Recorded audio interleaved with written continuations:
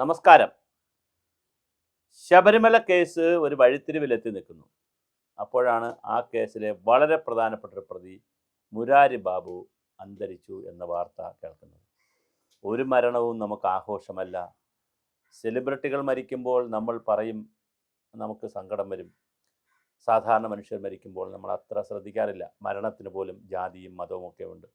പട്ടി ചത്തു, മനുഷ്യർ അന്തരിച്ചു, മരിച്ചു, തീപ്പെട്ടു, കാലം ചെയ്തു, നിര്യാതനായി, ഇഹലോകവാസം വെടിഞ്ഞു, പരലോകവാസം പൂകി, ആദിസങ്കല്പത്തിൽ ലയിച്ചു, ഇങ്ങനെ തുടങ്ങി മനുഷ്യൻ്റെ മരണത്തിന് പോലും നമ്മൾ ഹൈറാർക്കിയൽ റിലേഷൻ വെച്ചിട്ടുള്ള അല്ലെങ്കിൽ ശ്രേണീബദ്ധമായ വാക്കുകൾ ഉപയോഗിച്ചിട്ടാണ് നമ്മൾ പറയുന്നത്. പക്ഷെ ഒരാളിൻ്റെ മരണവും നമ്മൾ ആഘോഷമാക്കാറില്ല.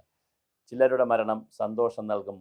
മരണം നമുക്ക് സന്തോഷം നൽകും ഉള്ളിൽ, എന്നാലും പറയാറില്ല. കാരണം ഒരു കൊള്ളക്കാരൻ, കള്ളൻ, രാജ്യദ്രോഹി, സ്ത്രീ പീഡകൻ, വലിയൊരു കുഴപ്പക്കാരൻ മരിച്ചുപോയ, ഓ ചത്തത് നന്നായി, ചത്തു എന്ന് പറയും. പിന്നെ നമ്മൾ ചത്തത് നന്നായി എന്ന് പറയും, പക്ഷേ ഉള്ളിൽ പറയും, പക്ഷെ പുറത്താരും പറയാറില്ല. അതുപോലെ തന്നെ ചില മരണത്തെ നമ്മൾ വല്ലാതെ കരയും. നമുക്കൊരു ബന്ധമില്ലെങ്കിലും നെൽസൺ മണ്ടേല മരിച്ചുപോയി എന്ന് കേൾക്കുമ്പോൾ, ഗാന്ധിജി മരിച്ചു എന്ന് കേൾക്കുമ്പോൾ, അല്ലെങ്കിൽ പിന്നെ അതുപോലത്തെ വളരെ മഹാരഥന്മാർ, ഇബ്രഹാം ലിങ്കൺ മരിച്ചു എന്ന് കേൾക്കുമ്പോൾ, സ്വാമി വിവേകാനന്ദൻ സമാധിയായി, പിന്നെ ഈ സമാധിയാവലുണ്ട് ഇതിനകത്ത്, സമാധിയായി എന്നൊക്കെ അല്ലെങ്കിൽ മരിച്ചു എന്നൊക്കെ കേൾക്കുമ്പോൾ നമുക്ക് സങ്കടം വരും. കാരണം അങ്ങനെയുള്ള മനുഷ്യർ ഈ ഭൂമിയിൽ ജീവിച്ചിരിക്കണം.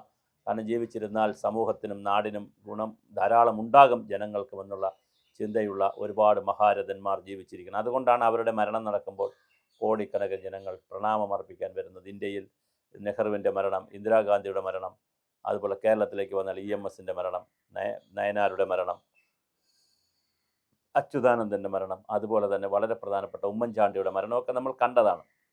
ഒരു ജനത എങ്ങനെയാണ് കരഞ്ഞും വിളിച്ചുമൊക്കെ ആ മരിച്ച ആളിനെ യാത്ര അയക്കുന്നതെന്ന്.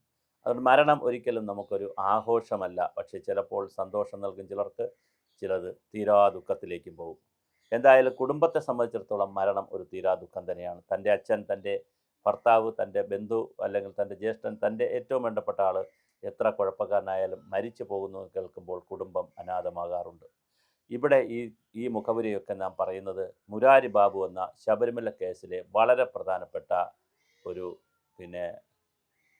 പ്രതി എന്ന് ആരോപിച്ച് ജയിലിൽ കിടന്ന വളരെ പ്രധാനപ്പെട്ട ഒരാൾ അന്തരിച്ചിരിക്കുകയാണ്. പക്ഷേ അദ്ദേഹത്തിന് പറ്റിപ്പോയൊരു അബദ്ധം, അല്ലെങ്കിൽ അദ്ദേഹത്തിന് പറ്റിയൊരു പ്രശ്നം, തൻ്റെ വയറിന് ഉണ്ടായിരിക്കുന്ന അസുഖം അത് ഗ്യാസ് ആണ് എന്ന് പറഞ്ഞ് ഗ്യാസിന് വേണ്ടി നിരന്തരം മരുന്ന് കഴിക്കുകയും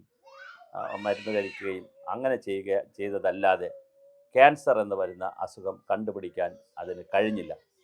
മരണം അങ്ങനെ സംഭവിക്കും. പക്ഷേ മുരാരി ബാബുവിനെ സംബന്ധിച്ച് തനിക്ക് ക്യാൻസറിൻ്റെ 4ാം ഘട്ടം ഉണ്ട് എന്ന് തിരിച്ചറിഞ്ഞില്ല. അതൊരു വലിയ പാതകമായി.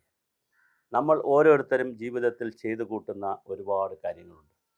ചെയ്തു കൂട്ടുന്ന കാര്യങ്ങൾക്ക് അപ്പോൾ ദൈവം ശിക്ഷിക്കുമെന്ന് പറയാനും കഴിയില്ല. ദൈവം ശിക്ഷിക്കുമെന്ന് പറഞ്ഞാൽ പിന്നെ ശിക്ഷകനാണോ ദൈവം, രക്ഷകനല്ലേ എന്നൊരു ചോദ്യം വളരെ പ്രധാനമാണ്. എന്തായാലും ശിക്ഷകൻ മാത്രമല്ല, പക്ഷേ ഭഗവാൻ കൃഷ്ണൻ പറയുന്ന ഒരു കാര്യമുണ്ട്. കർമ്മവിധിയിൽ നിന്ന് കൃഷ്ണന് പോലും രക്ഷയില്ല എന്ന് പറയുന്ന വളരെ പ്രധാനപ്പെട്ട ഒരു കാര്യമുണ്ട്. ശ്രീകൃഷ്ണന് പോലും കർമ്മത്തിൽ നിന്ന് കർമ്മമുക്തി നേടാൻ, ചെയ്യുന്ന കർമ്മത്തിൽ നിന്ന് മാറാൻ കഴിയില്ല. നല്ല കർമ്മം ചെയ്താൽ, സത്കർമ്മം ചെയ്താൽ കിട്ടുന്ന ഗുണങ്ങളും പാപകർമ്മം ചെയ്താൽ കിട്ടുന്ന ദോഷങ്ങളെ സംബന്ധിച്ചും കൃഷ്ണൻ അർജുനനോട് വളരെ വലിയ തോതിലാണ് സംഭാഷണം നടത്തുന്നത്.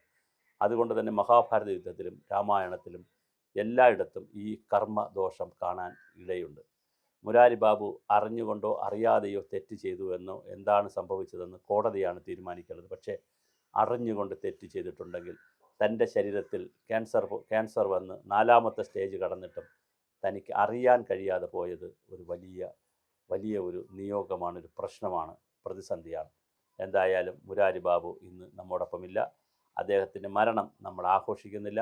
ഒരുപക്ഷെ ഈ സോഷ്യൽ മീഡിയയൊക്കെ തുറന്നു നോക്കിയപ്പോൾ ധാരാളം ആളുകൾ ഭഗവാൻ അയ്യപ്പനാണ് ഇത് ചെയ്തതെന്നും, അയ്യപ്പൻ്റെ സ്വർണം മോഷ്ടിക്കുന്നതിന് കൂട്ടുനിന്നതിനും അതിൽ പങ്കുപറ്റിയതിനുമൊക്കെയുള്ള പാപമാണ് കിട്ടിയതെന്നൊക്കെ പറഞ്ഞ് ഒരുപാട് ആക്ഷേപങ്ങളും അധിക്ഷേപങ്ങളും വരുന്നുണ്ട്. പക്ഷേ അങ്ങനെ അധിക്ഷേപിക്കുന്നവർ മനസ്സിലാക്കുക, ഭഗവാൻ അയ്യപ്പൻ അങ്ങനെ എല്ലാവരെയും ജീവനെടുക്കാൻ നിൽക്കുന്ന ആളല്ല. ജീവൻ വരുന്നതും ജീവൻ പോകുന്നതുമൊക്കെ തീരുമാനിക്കുന്നത് പിന്നെ വേറെ ഒരുപാട് ഘടകങ്ങളുണ്ട്. അത് നമ്മുടെ ആരുടെയും കയ്യിലുമല്ല. എങ്ങനെയാണ് ഒരാൾ ജനിക്കുന്നതെന്ന് നമുക്കെല്ലാവർക്കും അറിയാം. ബയോളജിക്കലി അല്ലെങ്കിൽ ഒരു ജൈവശാസ്ത്രപരമായ കാരണങ്ങൾ നമുക്കറിയാം. അച്ഛൻ്റെ അമ്മയുടെയും സംഗമത്തിൽ കുഞ്ഞുങ്ങൾ ജനിക്കുന്ന കഥകളൊക്കെ നമുക്കറിയാം. പക്ഷേ ഒരു കുഞ്ഞ് അല്ലെങ്കിൽ ഒരാൾ എപ്പോഴാണ് മരിക്കുക, എങ്ങനെയാണ് മരിക്കുക എന്നുള്ളത് നമുക്ക് ഇതുവരെ ശാസ്ത്രത്തിനോ ആർക്കും തന്നെ നിശ്ചയിക്കാൻ കഴിഞ്ഞിട്ടില്ല. അങ്ങനെ എങ്ങനെ മരിക്കുന്നു, എപ്പോൾ മരിക്കുന്നു, എവിടെ വെച്ച് മരിക്കുന്നു, മരണകാരണം എന്തെന്ന് അറിയാൻ കഴിയില്ല. ഇവിടെയാണ് വിധിയുടെ വിളയാട്ടവും കർമ്മത്തിൻ്റെ രൂപശാസ്ത്രങ്ങളും വിരിയുന്നത്.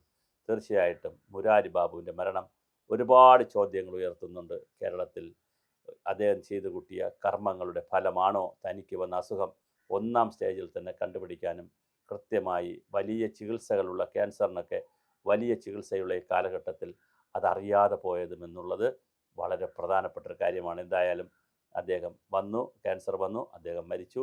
4-ാം സ്റ്റേജിൽ വെച്ചാണ്, ക്യാൻസറിൻ്റെ 4-ാം സ്റ്റേജിലെത്തുമ്പോഴാണ് മരിക്കുന്നത്. എന്തായാലും ആ മരണം നമ്മൾ നേരത്തെ സൂചിപ്പിച്ചതുപോലെ ആഘോഷമാക്കുന്നില്ല. പക്ഷേ കൃഷ്ണൻ പറഞ്ഞതുപോലെ കർമ്മവിധിയെ നമുക്ക് കർമ്മഗതികൾ കൊണ്ട് തകർക്കാനാകില്ല. കർമ്മവിധിയെ ഇല്ലാതിരിക്കണമെങ്കിൽ കർമ്മഗതികൾ നന്നായിരിക്കണം എന്ന് മാത്രമാണ് പറയാനുള്ളത്. കാലം ഓരോരുത്തർക്കും ഓരോ കണക്കുകൾ ചോദിച്ചു വച്ചിട്ടുണ്ട്. ഇക്കാലത്തിൻ്റെ മുന്നിൽ നമ്മളാരും ഒന്നുമല്ല. കർമ്മത്തിൻ്റെ സിദ്ധാന്തം മനസ്സിലാക്കുമ്പോൾ നമ്മളെല്ലാം എത്രയോ ചെറിയ മനുഷ്യരാണ്.